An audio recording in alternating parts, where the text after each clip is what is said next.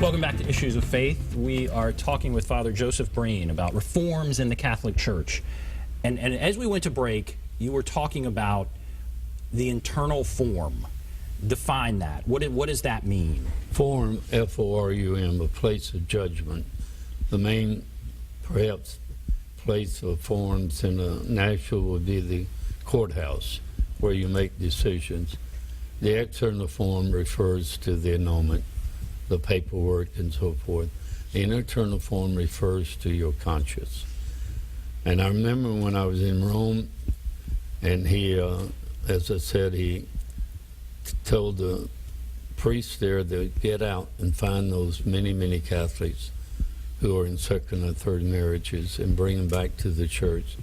If you don't use the external form, the annulment, use the internal form. All the hands went up and said, what's the internal form? He explained it to him what I was saying. You talk to people, you make sure they're conscious, it's in harmony with the Lord, that they're in a good marriage, they're sorrowful for whatever may be weaknesses of the past. And so they're reconciled, then come back and start receiving communion. Now when he explained it to them, the hands went back up. Why didn't they teach that in our seminaries? And it's unfortunate, and I think, I'm not being critical, but I think the bishops maybe need to reflect upon that decision. Earlier, the American bishops voted not to teach it in the seminaries. And when would that have been, when you say earlier? We're talking about... I don't know for sure, maybe 25 or 30 years ago. Okay. But that's opinion. I just know what I'm saying. It is factual what I'm saying. Right. And that they said we won't teach it because the seminarians, if they know about the internal form, they probably never would use the external form because... They wouldn't use something like an annulment. Right. It would be... So therefore, they voted not to teach it in the American seminaries, and therefore it is something the lay people, very few, know anything about it. And that's one reason I'm sure Pope Francis brought it up in his Joy of Love, Amoris Laetitia. He mentions the internal form, but he talks about just what that is, in the sense that talk to these couples, help them to come to reconcile with their conscience. In other words, they're holy, they're trying to be the best they can be, then they should be welcomed back into the church. And that's one reason I'm on the show today, that hopefully so many of those fallen away Catholics should feel most welcome to come back to the church. Talk to a priest that they know, a priest that will listen and be helpful in this regard. If they go to their church in another city, in Murfreesboro or any other place across the state or country, would the fact that the Pope has now put this in this document, would they know to change? Would they know that, okay, annulments are not... Only if the priests in that parish and programs like this, otherwise they will not know of it. And the Pope, as I say, has encouraged on many occasions bishops and priests, get out and dialogue with the people, because the people, that's the church. And dialogue with the church, the laity and the priests, so that they can come to know what is really what the people believe. And he brings this out, sensus fidelium. He has been promoting that for quite a while since he's been a pope. Sensus fidelium is what the people believe. If the fidelium refers to the faithful people, sensus is what they really believe. And we really need to work on that. Like, I believe that when the Pope spoke to the American bishops in Washington, I heard it was reported 3 times.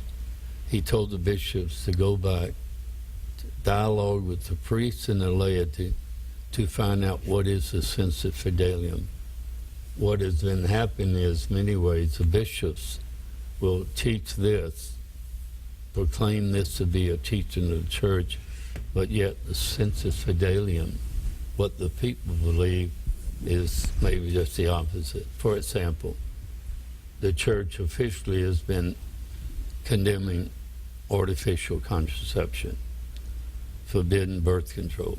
Right. And yet the great, great majority of Catholics believe it to be a part of responsible parenthood. They believe it to be an important part of keeping the marriage together and making it as great in love and fidelity as they can. So that's the challenge. Well, how do you reconcile that? How does a Catholic reconcile that? Well, hopefully they use their good judgment.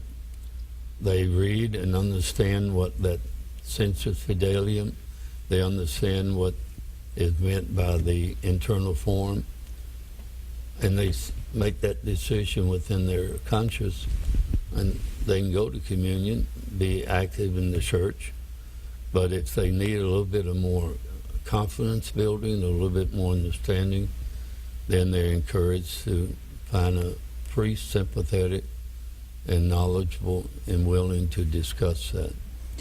On the other side, could the internal forum give license to Catholics to disregard respected teachings that keep the church together? I mean, could this internal forum be a license to disregard important teachings? The internal form is the greatest form of judgment. You got to live with your conscience. You can't deceive yourself. And we're talking about an informed conscience. We're talking about people who really are seeking to know the truth in prayer, scripture reading, listening to religious sermons, and really trying to find out what is true, good, and holy. Then they got to follow that and follow their conscience. And Pope Francis would say that's the healthy way to live. When it comes but to this, as far as license to do other things, no, you can't deceive yourself. You can try to do that, but if you want to be physically and mentally healthy, spiritually healthy, you got to work hard to know what is right and wrong. In prayer, come to discover what is right and wrong in the eyes of the Lord. what does this document say about same-sex marriage, homosexuality, those issues, well, if anything? It's rather revolutionary in the sense that it doesn't condemn homosexuality like the church has been doing over the past many years. As far as same-sex marriage, he really doesn't mention it. He really doesn't say hardly anything.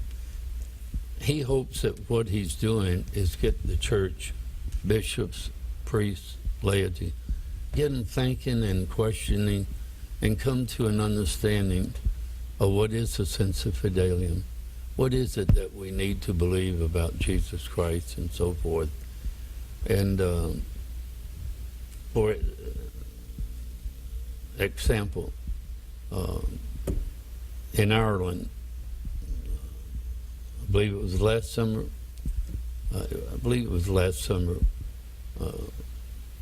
the Irish bishops were very strongly against the same-sex bill that was being debated in the Congress or in their assembly. And they decided to have the people vote on it. And the bishops were very much opposed to it, saying how bad it was and so forth. They had the election. 70% of the people voted in favor of same-sex marriage. So it was overwhelming. Was legal. Oh yeah, 70-30. And we hope that the bishops won't act. Let time come to a better understanding, because if we come out and be very harsh and condemn it, I don't know how many more lay Catholics who are gay. We can't afford to lose anymore. We've lost most of them.